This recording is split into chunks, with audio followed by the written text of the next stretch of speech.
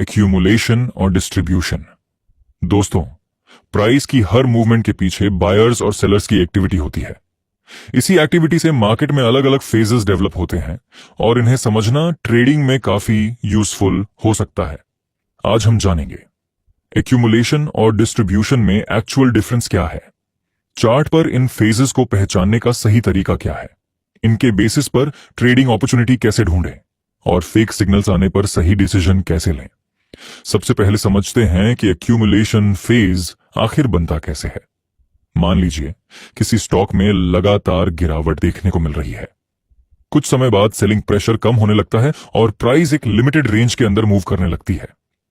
इसी तरह की स्थिति को हम एक्यूमुलेशन फेज के रूप में देखते हैं।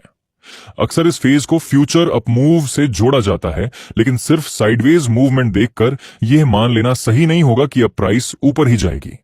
चार्ट को ध्यान से देखिए। पहले यहां क्लियर डाउन ट्रेंड था।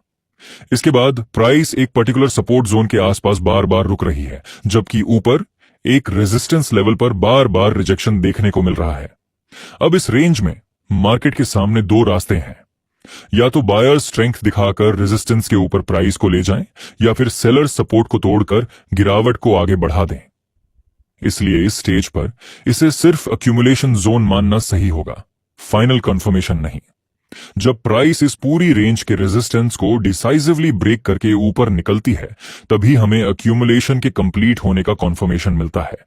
जैसे ही यहां रेंज का अपसाइड ब्रेकआउट मिला, बायर्स की स्ट्रेंथ कंफर्म हुई और इसके बाद प्राइस में अपवर्ड मूवमेंट देखने को मिली। लेकिन एक सवाल अभी भी बाकी है, आखिर मार्केट में एक्यूमुलेशन फेज बनता ही क्यों है? इसे समझने के लिए वापस उस प्रीवियस डाउन ट्रेंड को देखिए।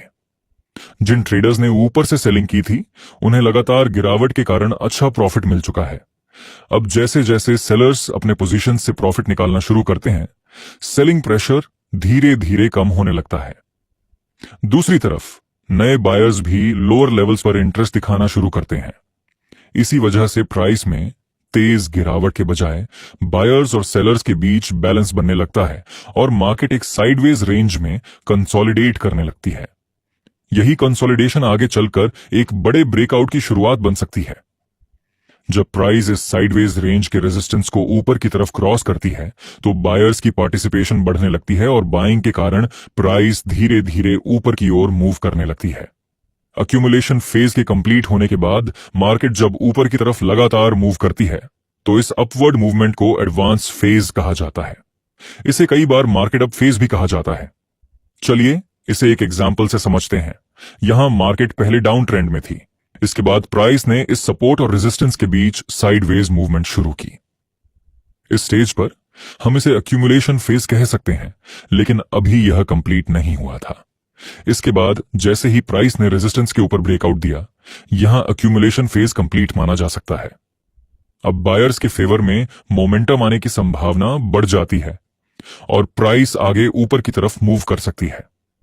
और यहां ब्रेकआउट के बाद प्राइस ने स्ट्रॉन्ग अपवर्ड मूवमेंट भी दिखाई। अब समझते हैं कि एडवांस फेज के बाद मार्केट किस फेज में जा सकती है। जिन ट्रेडर्स ने एडवांस फेज के दौरान बाय किया होगा, उनमें से काफी लोग किसी पॉइंट पर अपना प्रॉफिट बुक करना शुरू करेंगे। जब बायर्स की तरफ से प्रॉफिट बुकिंग आने लगती है, तो प्राइस की तेजी थोड़ी रुक सकती है और मार्केट कुछ समय के लिए साइडवेज मूव कर सकती है। अब अगर इस साइडवेज रेंज से प्राइस ऊपर की तरफ ब्रेकआउट देती है, तो इस फेज को हम रीएक्यूमुलेशन फेज कहेंगे। इस एग्जांपल से समझते हैं। सबसे पहले मार्केट ने एक्यूमुलेशन फेज बनाया, उसके बाद एडवांस फेज यानी मार्कअप फेज में ऊपर गई। फिर प्राइस ने कुछ समय साइडवेज मूवमेंट की और इसके बाद इस रेंज के ऊपर ब्रेकआउट दिया। क्योंकि यहां प्राइस ने अपसाइड ब्रेकआउट दे दिया है, इसलिए इस फेज को हम रीएक्यूमुलेशन फेज मान सकते हैं। रीएक्यूमुलेशन के बाद जब नए बायर्स मार्केट में पार्टिसिपेट करते हैं, तो प्राइस एक बार फिर ऊपर की तरफ मूव करती है। इस नई अपवर्ड मूवमेंट को भी हम एडवांस फेज ही कहेंगे। अब जब इस मूव में शामिल बायर्स प्रॉफिट बुक करना शुरू करेंगे, तो मार्केट में दोबारा साइडवेज मूवमेंट देखने को मिल सकती है। अगर इस साइडवेज रेंज के नीचे प्राइस ब्रेकडाउन देती है, तो इस पूरी फॉर्मेशन को हम डिस्ट्रीब्यूशन फेज कहेंगे। वहीं अगर प्राइस रेंज के ऊपर ब्रेकआउट देती है, तो इसे फिर से रीएक्यूमुलेशन फेज माना जाएगा। यहां प्राइस ने सपोर्ट के नीचे ब्रेकडाउन दिया, इसलिए यह एक कंप्लीट डिस्ट्रीब्यूशन फेज बन गया। डिस्ट्रीब्यूशन फेज के बाद हमें सेलिंग अपॉर्चुनिटी पर फोकस करना है, जबकि एक्यूमुलेशन, रीएक्यूमुलेशन और एडवांस फेज के दौरान बाइंग अपॉर्चुनिटीज को आइडेंटिफाई किया जा सकता है। एक एग्जाम्पल और देखिए, यहां रीएक्यूमुलेशन के बाद एडवांस फेज आया, फिर प्राइस ने साइडवेज मूवमेंट की और उसके बाद सपोर्ट के नीचे ब्रेकडाउन दिया। इस ब्रेकडाउन के साथ यहां कंप्लीट डिस्ट्रीब्यूशन फेज बन गया। जब डिस्ट्रीब्यूशन फेज